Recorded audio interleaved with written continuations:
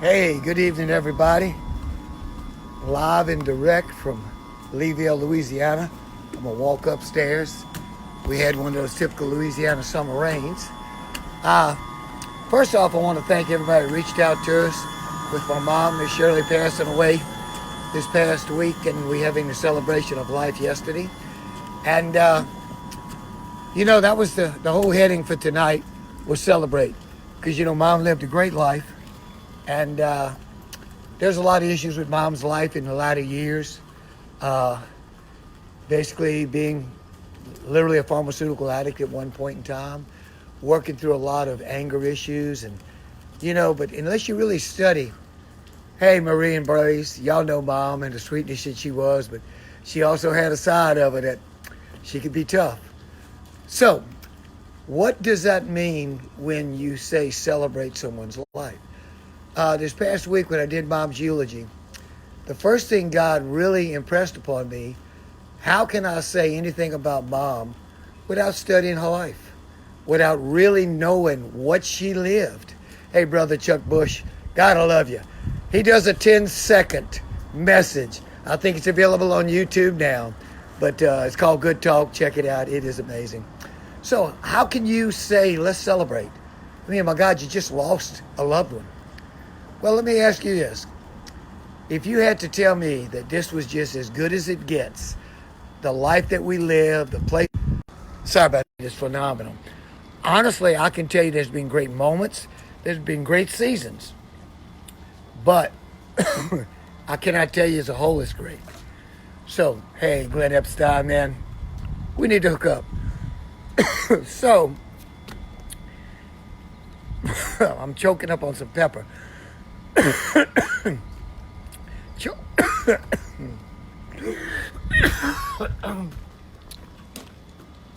That's not a good moment. So,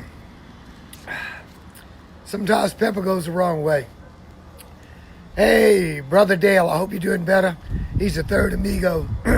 Celebrate. Well, rejoice.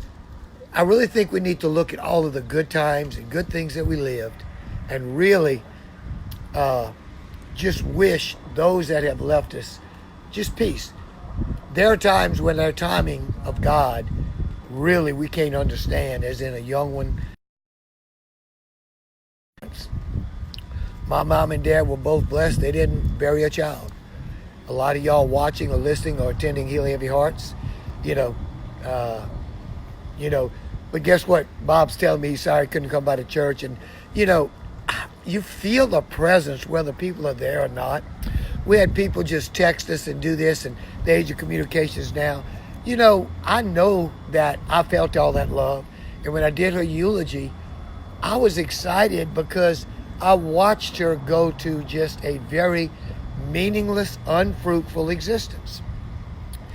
Now, had it been that she had been amazingly agile and alive, getting ready to be 88, that would have been in some ways different. But knowing where that she is, she's seated at the right hand of the Father with Christ. Come on now. I don't think anybody can tell me that this place is anywhere close to what God has in store for us, because, we are promised. And if I can't trust God, I don't know who I can trust. So I think that I want to share one thing. Mom's life was amazing. She had tons of challenges. But when I look back on her life, let me tell you something. 5 years old, she lost her dad and was raised by a single mom. And I know, can't really figure this out. Her mom never really worked. Her mom just took care of them and they made it. I have no idea how that was.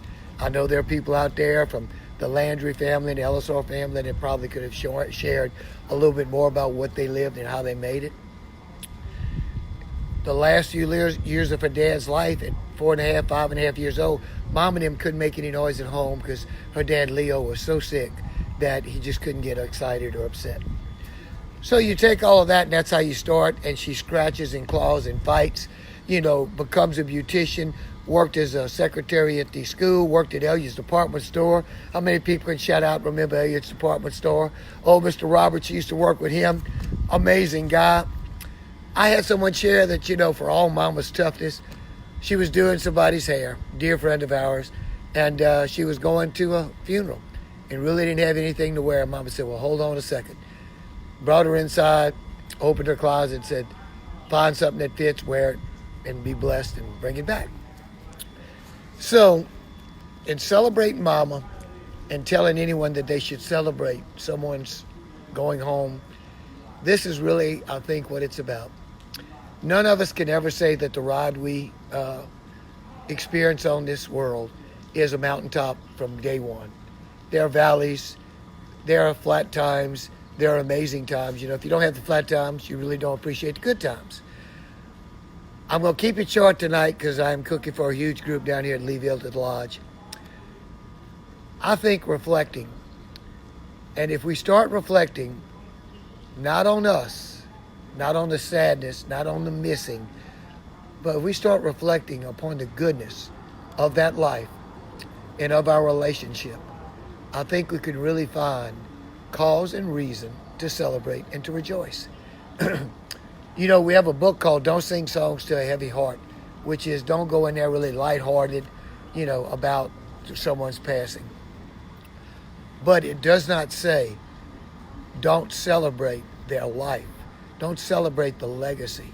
Don't celebrate what they did. Even in tragedy, there was a young man who was murdered, and it was totally uncalled for, totally something we just don't understand.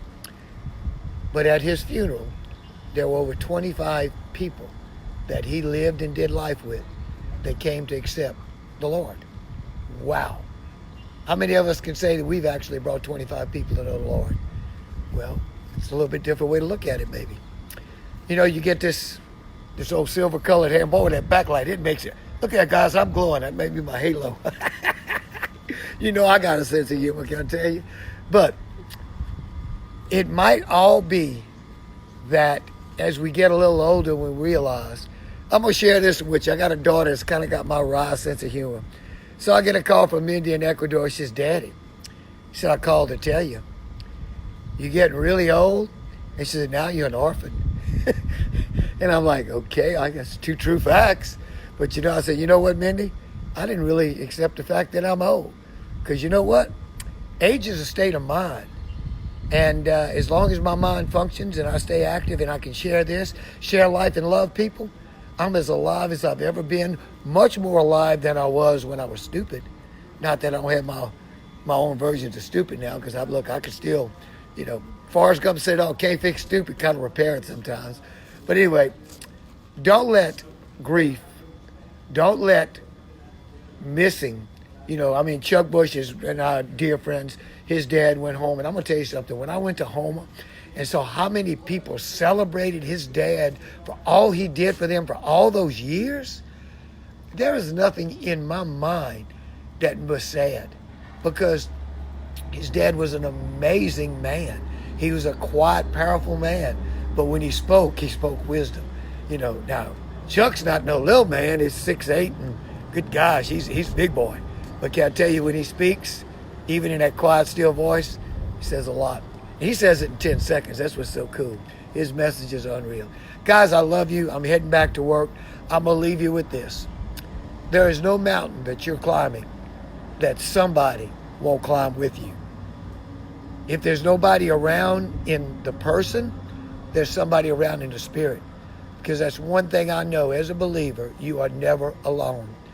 Your most alone moments are your choice. They're never God's. God allowed his son to do what he did and could have stopped it. And his son was a man. He experienced everything that he experienced, from Pontius Pilate, through the persecution, through the piercings, the slashings, the whippings, everything in a man's body. He even asked his dad, do I have to go through it? Yes, son, you do. Because the job that you had is to reunite me with my creation of man. So guys, never think you're alone. We're always available. We're easy to reach. And that's it, big brother. When you're in that valley, you know what? Suit up and be a mountain climber, because guess what? That mountain's ready for you to climb, because there's somebody that'll help you carry you through the flat stops. All the flat stops. Chuck Bush says he's easy to reach. He'll journey with anyone. He shared enough stuff. I guarantee you he can walk through it with you, and is a loving, accepting, non-judgmental way. And this is all of us. Never judge somebody's sin, because guess what? The old log and the splinter, I'd much prefer to leave the logs alone in everybody else's life and work on mine, because I promise you I got some logs and everybody else got splinters. So God bless. I love y'all. I pray that anything I said that's not from the Father, through the presence and power of Jesus Christ, what he did on the cross, and the actual presence of the Holy Spirit inside of us, be stricken from anyone's mind. Other than that, get out, suit up, climb some mountains, celebrate life, rejoice in those that aren't with us anymore and what they leave behind. And do not feel like rejoicing is always happy. There can be sadness and joy. There can be, there can be tears, joys of tears of sorrow, but tears of joy also. So God bless. I love you. We'll see you in a couple of weeks. We are going to just a fourth Tuesday during the summer, just to kind of give us a little breathing space. But we're always there for you. ChefKT.com is my website. You can easily reach me. All my numbers are there. So God bless you. We love you. We'll see you later.